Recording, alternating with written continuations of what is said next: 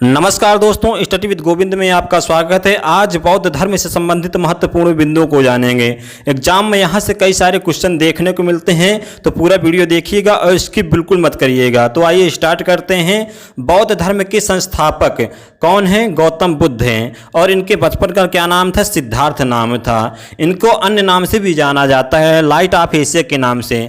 यदि एग्जाम में क्वेश्चन आ जाए लाइट ऑफ एशिया किसे कहते हैं, तो हमारा आंसर हो जाएगा गौतम बुद्ध।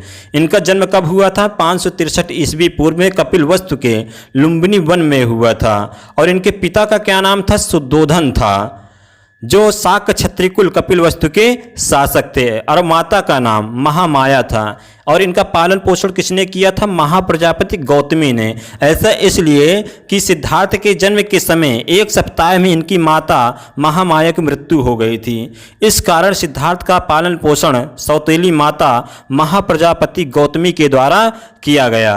आगे चल कर के सिद्धार्थ का विवाह 17 साल की अवस्था में, वर्ष की अवस्था में यशोधरा के साथ कर दिया गया। और इनका एक पुत्र हुआ, उनका नाम था राहुल। दोस्तों, बुद्ध के जन्म के समय भविष्यवाणी हुई थी। कालदेव कौंडिल नामक ब्राह्मण ने राजा शुद्धोधन को भविष्यवाणी में बताया कि जो यह आपका बालक है आगे चल करके भविष्य में या तो चक्रवर्ती राजा बनेगा या सन्यासी होगा। तो राजा शुद्धोधन को बहुत चिंता सताने लगी। तो कई सारे उपाय किए और विवाह भी करा दिया कि ताकि जो सिद्धार्थ हमारा पुत्र है ये बंधनों में बंध जाए और सन्यासी न बने और चक्रवर्ती राजा बने।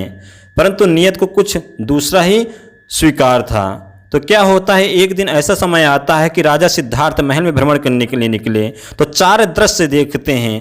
पहला दृश्य देखते हैं एक बूढ़े व्यक्ति को, और दूसरा व्यक्ति आगे चलकर देखते हैं बीमार व्यक्ति को देखते हैं, और तीसरा देखते हैं किसको है? मृत व्यक्ति की अर्थी जा रही थी, तो सिद्धार्थ ने उनको देखा।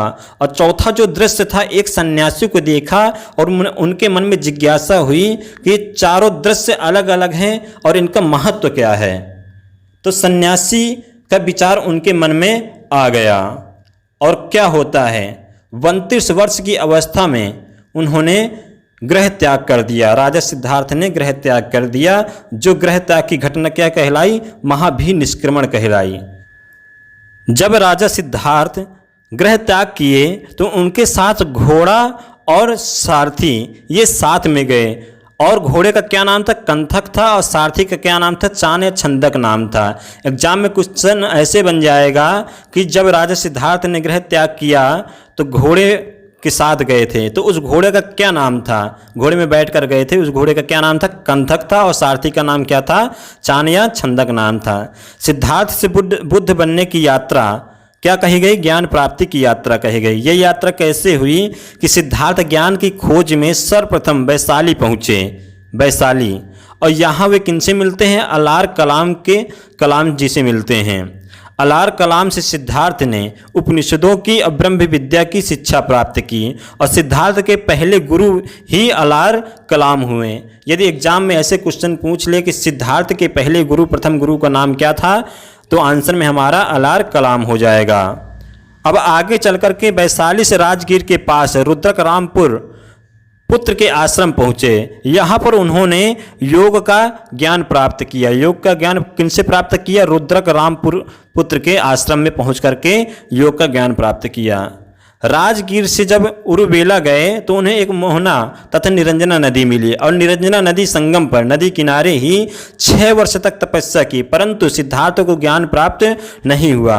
बाद में इन्होंने सुजाता नामक स्त्री से खीर खा करके अपना व्रत तोड़ दिया था। और क्या होता है आगे चल करके, जब ये 35 वर्ष की अवस्था में पहुँचे तो 35 वर्ष की आयु में निरंजना नदी के ही किनारे बैसाख पूर्णिमा के दिन रात्रि में पीपल वृक्ष के नीचे सत्य एवं ज्ञान की प्राप्ति हुई। और इस घटना को क्या कहा जाता है? संबोधि कहा जाता है।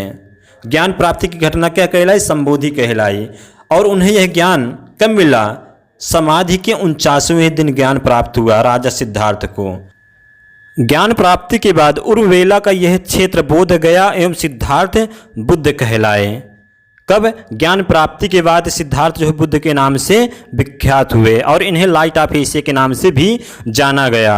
धर्म चक्र परिवर्तन, प्रथम उपदेश एवं दीक्षा दिए जाने की घटना धर्म चक्र परिवर्तन कहलाई गई। ऐसा गौतम बुद्ध ने अपना पहला उपदेश एवं दीक्षा ऋषिपत्तन, जो सारनाथ के नाम से जाना जाता है, इसका उल्लेख संयुक्त निकाय में मिलता है। और पहला उपदेश कहाँ दिए थे? सारनाथ में ही दिए थे। प्रथम उपदेश सारनाथ में दिए थे। किनको? पंचवर्गीय ब्राह्मण को। और 4 आर्य सत्य इन्होंने कहा। दुख है, दुख समुदाय, दुख निरोध और दुख निरोध गामिनी प्रतिविदा। दुख है अर्थात आर्य सत्य के अनुसार संसार में सभी वस्तुएं दुखमय हैं। प्रथम आर्य सत्य में जन्म एवं मरण के चक्र को दुख का मूल कारण बताया गया है।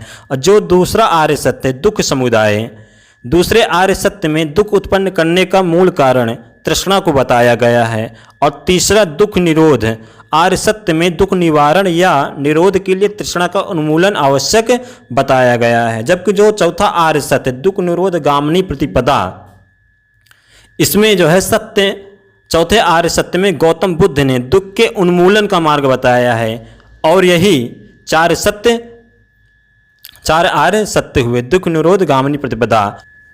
नेक्स्ट पॉइंट है दोस्तों अष्टांगिक मार्ग। सिद्धार्थ ने अष्टांगिक मार्ग की व्याख्या की। पहला सम्यक दृष्टि, सम्यक संकल्प, सम्यक वाक्य, सम्यक कर्मोत, सम्यक आजीवन, सम्यक व्यापन, सम्यक स्मृति, असम्यक समाधि। और जो सम्यक दृष्टि है, इसका क्या मतलब है? वस्तुओं के वास्तविक स्वरूप का ध्यान रखना।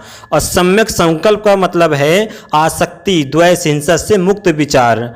और सम्यक वाक्य अप्रिय वचनों का परित्याग। असम्यक कर्मोत दान, दया, सत्य, अहिंसा, सत्कर्मों का अनुसरण।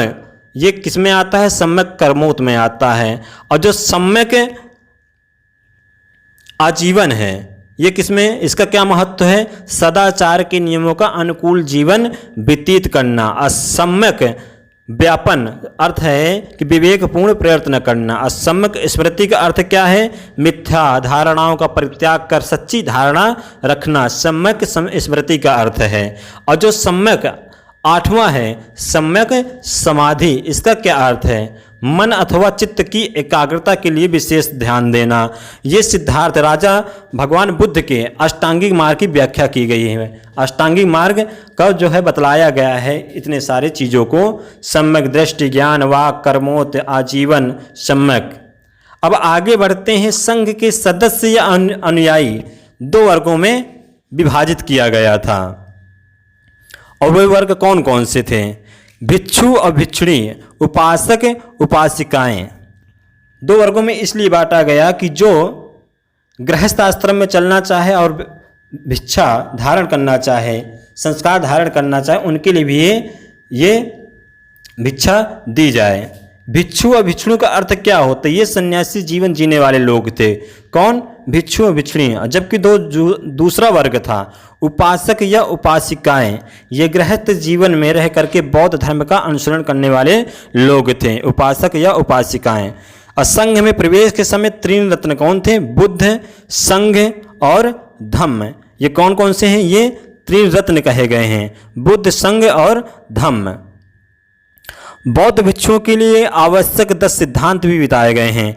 और वह 10 सिद्धांत कौन कौन से हैं? दूसरे के धन की इच्छा न करना, झूठ नहीं बोलना, हिंसा से दूर रहना, मादक पदार्थों का सेवन न करना, व्यभिचार नहीं करना, संगीत एवं नृत्य में भाग नहीं लेना, सुगंधित द्रव्य का उपयोग नहीं करना, असमय भोजन नहीं करना और किसी प्रकार का द्रव्य का संचय न करना। ये बौद्ध भिक्षुओं के लिए आवश्यक 10 सिद्धांत बताए गए थे। अब आगे चल कर के इनके अधिकारी भी बने। कैसे अधिकारी का वर्णन मिलता है? कौन कौन से? नौकंभिक, भंडागारिक, कपिकरक, चीवर, आरंभिक। नौकंभिक का मतलब क्या होता है? निर्माण से संबंधित अधिकारी, नौकंभिक। अब भंडागारिक का मतलब खान पान से संबंधित अधिकारी। इनको ये दिया गया था कि आप खान पान की जिम्मेदारी संभालेंगे। कप्पिकारक का अर्थ क्या होता है? क्रय करने वाला अधिकारी। चीवर वस्त्रागार का अधिकारी। और जो आरंभिक होता है, संघ के जो 5वां अधिकारी हैं आरंभिक, आराम से संबंधित अधिकारी, मतलब इनकी व्यवस्था की देखरेख करना। और चैत्य विहार पूछ लेता है, चैत्य और विहार में क्या क्या अंतर है एग्जाम में, कि चैत्य किसे कहते, विहार किसे कहते, ये किससे संबंधित है? तो चैत्य यह एक प्रकार का समाधि स्थल है। इन समाधि स्थलों में महापुरुषों को शवदाह के बाद उनके जो धातु अवशेषों को सुरक्षित रखने के लिए इन समाधियों में भूमि के अंदर रख दिया जाता है एवं ऊपर से एक भवन का निर्माण किया जाता था। ये उपासना का केंद्र है। चैत्य किसका केंद्र है? उपासना का केंद्र है। और विहार क्या है? चैत्यों के पास ही बौद्ध धर्म के बीच में रहने के लिए आवास स्थानों का निर्माण कर दिया जाता था। ये आवास स्थान ही विहार कहलाए और यह आवास का केंद्र था।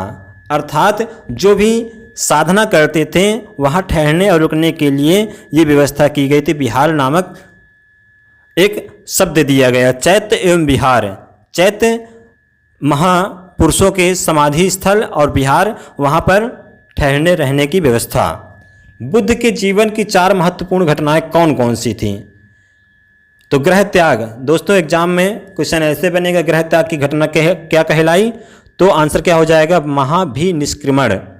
और गृह त्याग कब किया गया था? 29 वर्ष की अवस्था में राजा सिद्धार्थ अर्थात गौतम बुद्ध ने गृह त्याग किया और महाभिनिष्क्रमण कहलाया। संबोधि किसे कहते हैं? ज्ञान प्राप्ति। 49वें दिन जो ज्ञान प्राप्त हुआ था, कहाँ पर? बोधि गया में, पीपल वृक्ष के नीचे निरंजना नदी किनारे। प्रथम उपदेश धर्मचक्र परिवर्तन क्या कहलाया? प्रथम उपदेश कहलाया। देहावसान, देहावसान कब हुआ? महापरिनिर्वाण को अन्य नाम से क्या जाना जाता है? देहावसान। इनका देहावसान महापरिनिर्वाण 483 ईसा पूर्व, जब ये कितने वर्ष के थे? 80 वर्ष के थे, तब इनका निधन कुशीनगर में हुआ था। क्वेश्चन पूछ ले, गौतम बुद्ध का महापरिनिर्वाण कहाँ हुआ? कुशीनगर में हुआ। नेक्स्ट पॉइंट, बुद्ध के जीवन के घटनाओं की प्रतीक। जन्म कमल, गर्भगृह हाथी, यौवन शाण, गृह त्याग घटना जो घोड़ा, ज्ञान प्राप्ति बोधि वृक्ष में हुआ, समृद्धि प्रतीक क्या है? शेर, प्रथम उपदेश का प्रतीक क्या है? चक्र, निर्वाण का प्रतीक क्या है? पदचिन्ह, अमृत्यु का प्रतीक क्या है? स्तूप है। बुद्ध के जीवन के घटनाओं के ये प्रतीक हैं। बौद्ध संगीत स्थान शासनकाल, मोस्ट इंपॉर्टेंट टॉपिक। दोस्तों यहाँ से एक क्वेश्चन जरूर देखने को मिलेगा, कोई भी एग्जाम हो, और कैसे क्वेश्चन बनते हैं और जो महत्वपूर्ण क्वेश्चन जो बनते हैं तृतीय एवं चतुर्थ बौद्ध संगीत से बनते हैं। तो आइए जानते हैं बौद्ध संगीति कहाँ पर हुआ और किस सन में हुआ। तो जो प्रथम बौद्ध संगीति है 483 ईसा पूर्व, कहाँ हुआ था? राजगृह में हुआ था। स्थान का क्या नाम था? राजगृह। और शासनकाल किसके शासनकाल में हुआ था? अजात शत्रु के शासनकाल में हुआ था। और जो द्वितीय बौद्ध संगीत हुआ कहाँ पर हुआ? वैशाली में हुआ। कब हुआ? 383 ईसा पूर्व, वैशाली नामक स्थान में हुआ। और इसके शासक कौन थे?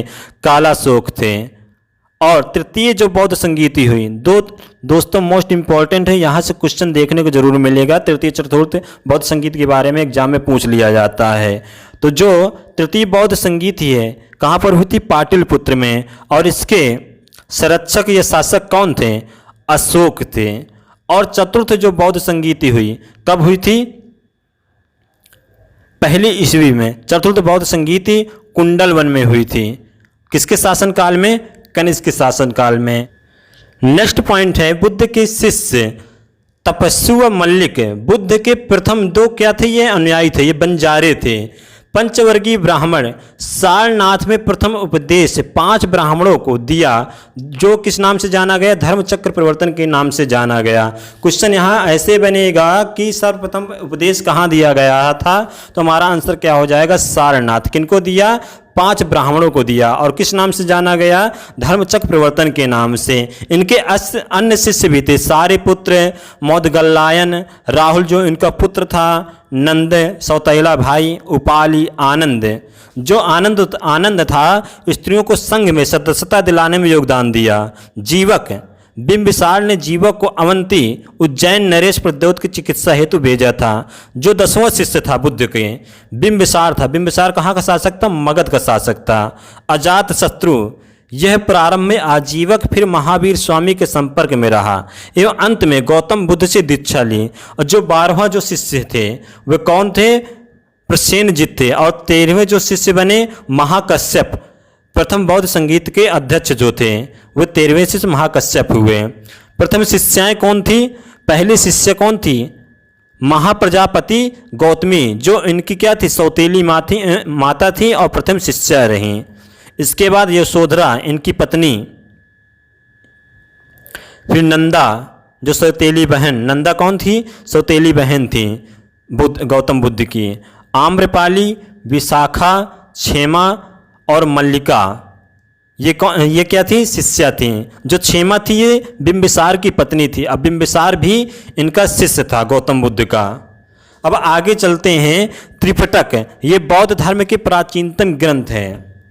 दोस्तों त्रिपिटक में यहाँ से क्वेश्चन पूछ लेगा कि त्रिपिटक को किस भाषा में लिखा गया है, तो आंसर क्या हो जाएगा? पाली भाषा में। और इसके पहले जितने भी ग्रंथ लिखे गए हैं किस में लिखे गए हैं? संस्कृत भाषा में लिखे गए हैं। और त्रिपिटक अर्थात सुत्त पिटक, विनय पिटक और अभिधम्म पिटक।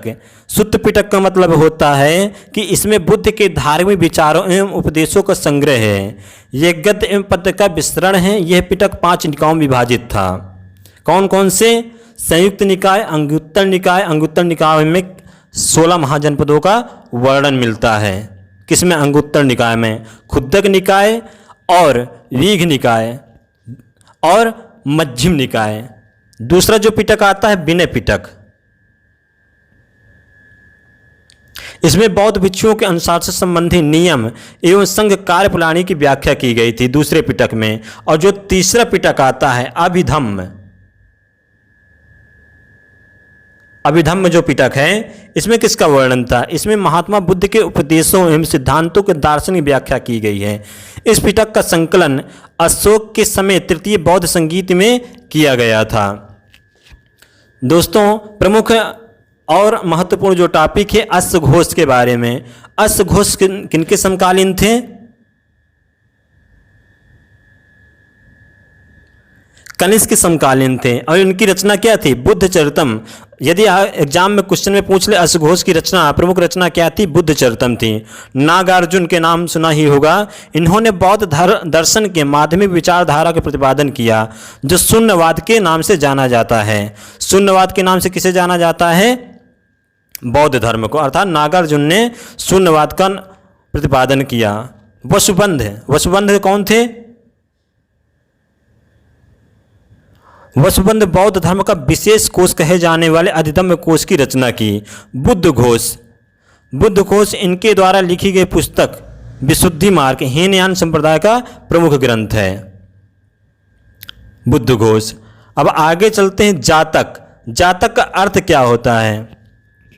जिसमें भगवान बुद्ध के पूर्व जन्मों के बारे में वर्णन दिया गया हो। इसमें भगवान बुद्ध के 84,000 पूर्व जन्मों की 500 से अधिक गाथाएं लिखी गई हैं। ये गाथाएं किसमें वर्णित है? जातक में। और इसको किस नाम से जाना जाता है? खुद्दक निकाय इसके नाम से जाना जाता है।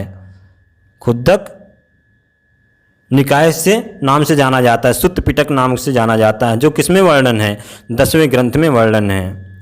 बौद्ध धर्म का विभाजन किसमें हो गया था? आगे चल करके हीनयान तथा महायान में। बौद्ध धर्म का हीनयान और महायान में विभाजन हो गया था। दोस्तों यदि मेरा वीडियो अच्छा लगा हो तो मेरे चैनल को सब्सक्राइब करें, लाइक करें और बेल आइकन को बटन दबाना बिल्कुल मत भूलें, जिससे सारी नोटिफिकेशन आपके मोबाइल पर समय समय पर आती रहे। धन्यवाद दोस्तों।